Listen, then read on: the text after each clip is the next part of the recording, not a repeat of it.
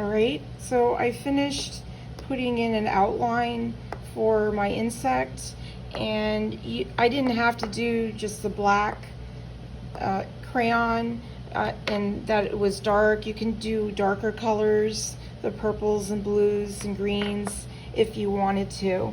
So now I'm going to use markers, and you can use the markers to cover and color in your spots, or I'll show you a trick that you can use just like watercolor. So I'm going to pick, excuse me, I didn't know that my camera and my recorder was off, so I'm going to explain again how we can color our bug.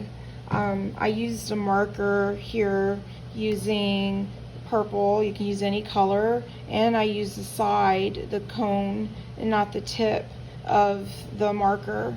And I am going to show you how to use this as watercolor. So I'm going to take my purple and I'm going to go over the line or inside my shape, and I'm going to use my brush to add water to your paper, and it'll let the marker will set and let the marker bleed into. You can also add marker to your paper as it's wet. And again, I'll do this again. I'll add using the side of my marker just a layer of one layer of the purple, my color, and I'm gonna dip my brush in water and just gently brush the water in on top of the purple. And if you want, and again, I'm also gonna use the marker again to lightly put in some pattern here for inside and let the water react to the marker. If you're not down with water, you can always color in with crayon, and I advise using both, but anywhere that you put water in your paper, hold off before you put dry materials like crayon or oil pastel or colored pencils, because it'll tear your paper.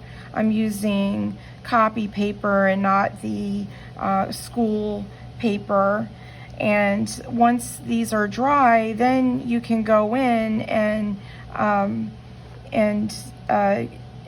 color in with the crayon, or I will take my brush and I put water in these wells so that the paint, the water will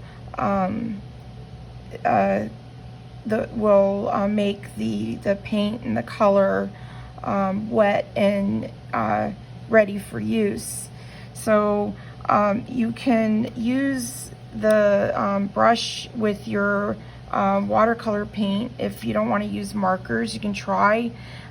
First, you would dip your brush in the water, and on the side of the well, just add just a couple of drops of water, 2 or 3. And also, I have examples of 2 brushes, so I want you guys to make sure you take care of your materials and not squeeze or pull the brush hairs or to make it pointy. It'll be pointy by rinsing and dragging on the edge of your paper. Also, watercolor is not really meant for control, and I don't advise mashing your brush in to the tray to get all the paint. That's not what watercolor is meant for. It's just a wash of color. So you see here, this one is pretty damaged from misuse and abuse, and this one is better. I can get it a little pointier. So again, don't mash your brush on the paper or inside your tray, because then you're going to ruin the bristles. So I drew some crayon here, and I'm going to add by just rolling my brush into the watercolor, and I'm going to color in where I place that crayon. And also think about while you have your brush with that color, you can go into several other areas here where you can paint until your brush is empty. So when you want to change the color, I don't suggest, because you're going to muddy your color palette. Rinse your brush by swishing it on the bottom.